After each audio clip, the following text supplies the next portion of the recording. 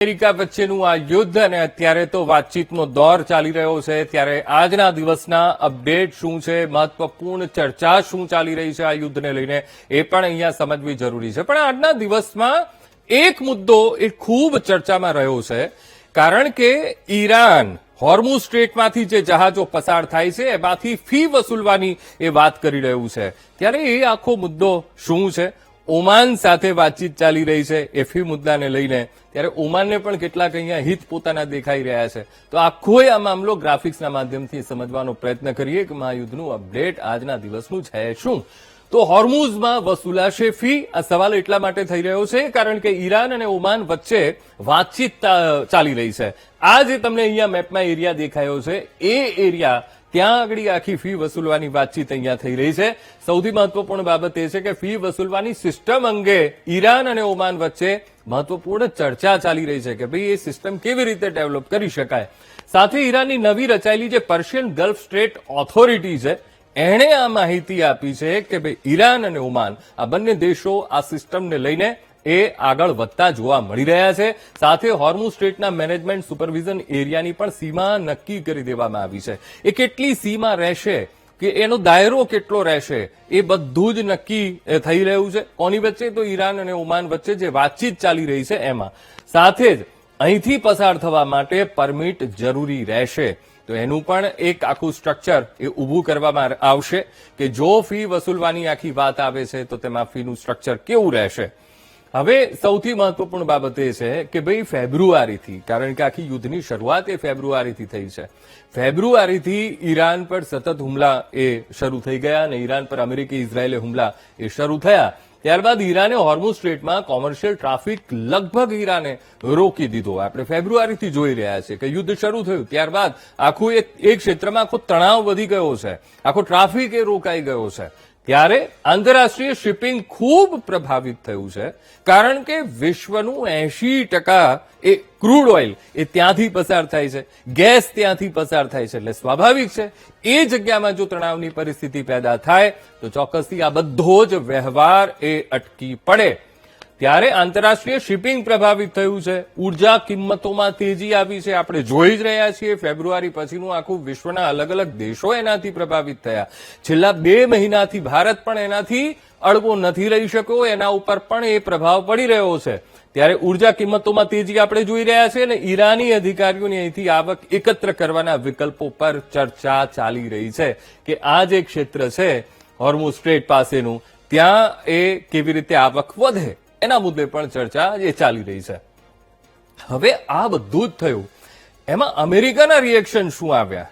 તો ભાઈ અમેરિકા કહે છે, એટલે કે ટ્રમ્પનું કહેવું છે કે હોર્મુઝ આંતરરાષ્ટ્રીય જળમાર્ગ છે, એટલે ત્યાં એવું કોઈ સ્ટ્રક્ચર લાગુ ન કરી શકાય, અહીં કોઈ પણ પ્રકારનો ટોલ ન હોવો જોઈએ। જે આખી ફીની વાત થાય છે, ટોલની વાત થાય છે, એટલે અહીંયા ટ્રમ્પે આ રિએક્શન આપ્યા છે। સાથે જ અમેરિકાના વિદેશ મંત્રી માર્કો રૂબિયોએ પણ તેનો વિરોધ કર્યો છે। જો અહીંયા ટોલની વાત થઈ રહી છે અને એટલા માટે અમેરિકાએ પોતાના રિએક્શન એ બતાવ્યા છે, વિરોધ કરી રહ્યું છે। દુનિયાના 20% ઓઇલ અને કુદરતી ગેસની આ લાઇફલાઇન છે હોર્મુઝ સ્ટ્રેટ, અને આ 20% લાઇફલાઇન સીધી અસર તેના ઉપર પડે છે અને ફી કે પ્રતિબંધની અસર એ વૈશ્વિક ઉર્જા પર સીધી રીતે એ પડે જો અહીંયા કોઈ એવું ટોલ લગાવવામાં આવે, જો એવી કોઈ ફી વસૂલવામાં આવે। હવે ઈરાન શું કહે છે? તો ઈરાન સીધો ટોલ નહીં વસૂલે। કેવી રીતે? તો ઈરાન સર્વિસ ફી એ મોડેલ પર કામ કરી રહ્યું છે। જો અહીંયા એ ફી વસૂલવાની ઈરાન અને ઓમાન વચ્ચે જે આખી વાત ચાલી રહી છે, વાતચીતનો દોર સધાઈ રહ્યો છે, ત્યારે સર્વિસ ફી મોડેલ પર એ કામ કરશે એવું કહી રહ્યું છે કે એના ઉપર ચર્ચા ચાલી રહી છે। તો કેવી રીતે એ ફી વસૂલાશે? તો ટ્રાન્ઝિટ ફી છે, પર્યાવરણ શુલ્ક છે, અન્ય સેવાના નામે શુલ્ક લઈ શકાય, એ રીતની આખી વાત એમાં ચાલી રહી છે। હવે સાથોસાથ ઓમાનને આ પ્રસ્તાવમાં પોતાના સંભવિત આર્થિક ફાયદાઓ એ દેખાઈ રહ્યા છે, સંભવિત આર્થિક ફાયદા દેખાય છે, એટલા માટે એ ચર્ચા ઈરાન સાથે કરી રહ્યું છે। સાથોસાથ આર્થિક ફાયદાઓ જોતા ભાગીદારી પર ચર્ચા એ ઓમાન કરી રહ્યું છે। હવે અહીંયા આર્થિક ફાયદા તો દેખાઈ જ રહ્યા છે, એના કારણે ભાગીદારી આગળ ડેવલપ થઈ શકે। સાથોસાથ ઓમાનનો ખાડી દેશો અને અમેરિકા સાથે યોજનાને આગળ વધારવાનો પ્રયાસ છે. એટલે માત્ર ઓમાન ઈરાન સાથે વાતચીત કરે છે, પણ અન્ય જે ખાડી દેશો છે, યુએઈ છે, કતાર છે, આ બધા સાથે વાતચીત કરી રહ્યું છે. સાથોસાથ અમેરિકાને પણ સમજાવી રહ્યું છે આ યોજનાને લઈને કેવી રીતે આગળ વધી શકાય એ મુદ્દે પણ ચર્ચા ચાલી રહી છે. છેલ્લા 24 કલાકના શું અપડેટ્સ છે આ પણ અહીંયા જોવા એટલા જ જરૂરી છે. આઈઆરજીસીએ શું દાવો કર્યો છે? આઈઆરજીસીએ કહ્યું કે ભાઈ આજના દિવસમાં તો અમે 35 જહાજો હોર્મુઝમાંથી પસાર થવા દીધા છે. હવે કેવી રીતે? તો ઓઇલ ટેન્કરો અને કન્ટેનર જહાજોનો સમાવેશ છે. એ જે 35 જહાજો એણે હોર્મુઝ સ્ટ્રેટમાંથી પસાર થવા દીધા એમાંથી ઓઇલ ટેન્કરો છે, એલપીજી ગેસ લઈને જતા એ જહાજો છે, કન્ટેનર છે. હવે આ અવરજવર આઈઆરજીસીની પરવાનગી અને સંકલનથી થઈ છે. અમે પરવાનગી આપી, આઈઆરજીસી કહી રહ્યું છે ભાઈ અમે પરવાનગી આપી, અમે આખું સંકલન એ જહાજો સાથે ગોઠવ્યું, કેવી રીતે ત્યાંથી પસાર થવાનું છે એમને હોર્મુઝ સ્ટ્રેટમાંથી. આ બધું જ એ સંકલન કરીને પછી અમારી પરમિશનથી ત્યાંથી પસાર થવા દીધા છે. હવે એક બીજું મહત્વપૂર્ણ બાબત એ પણ છે હોર્મુઝ મિશન. હવે આમાં યુરોપ પણ એન્ટર થાય છે. કેવી રીતે? હોર્મુઝની સુરક્ષા માટે જર્મની જોડાશે. હોર્મુઝની સુરક્ષા માટે કેવી રીતે? તો એક બ્રિટનના નેતૃત્વ હેઠળનું એક મિશન છે. એ મિશનમાં જર્મની એમની સાથે સહભાગી થશે. પણ જર્મનીએ એવી પણ સ્પષ્ટતા આપી દીધી છે કે ભાઈ આને નાટો સાથે કોઈ એમાં એ જોડાતું નથી, નાટો સાથે કોઈ લેનદેન નથી આમાં. હવે જર્મન વિદેશ મંત્રીએ સ્પષ્ટતા આપી કે મિશનનો હેતુ એ દરિયાઈ માર્ગોની સુરક્ષાને સુનિશ્ચિત કરવાનો છે, માત્ર ને માત્ર આટલો જ.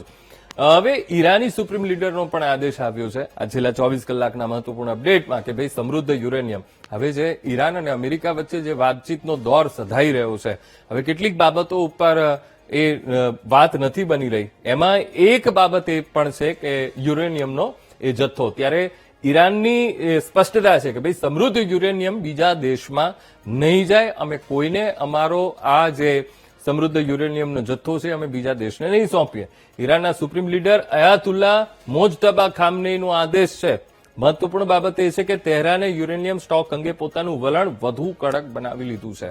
કારણ કે જે કરાર ચાલી રહ્યા છે, જે વાતચીત ચાલી રહી છે અમેરિકા અને ઈરાન, અને 5 એવી બાબતો છે અને 5 એવી બાબતોમાં હજુ કોઈ પણ સહમતિ નથી સધાઈ રહી. ત્યારે એમાંની એક આ પણ છે એ યુરેનિયમના જથ્થાને લઈને.